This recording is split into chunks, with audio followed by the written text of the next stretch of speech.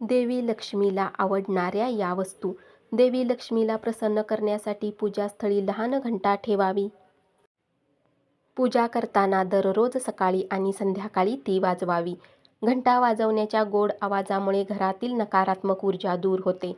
घरी कुबेर यंत्र ठेवणे शुभ मानले जाते. घरातील पूजास्थळी कुबेर यंत्र उत्तर दिशेला ठेवावे.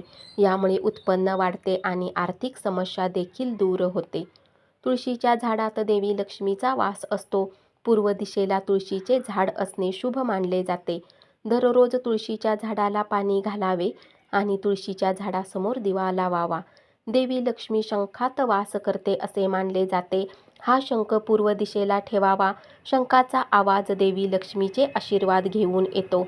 तसेच देवी लक्ष्मीची मूर्ती ईशान्य दिशेला ठेवावी, ज्यामुळे घरात सुख समृद्धी नांदते.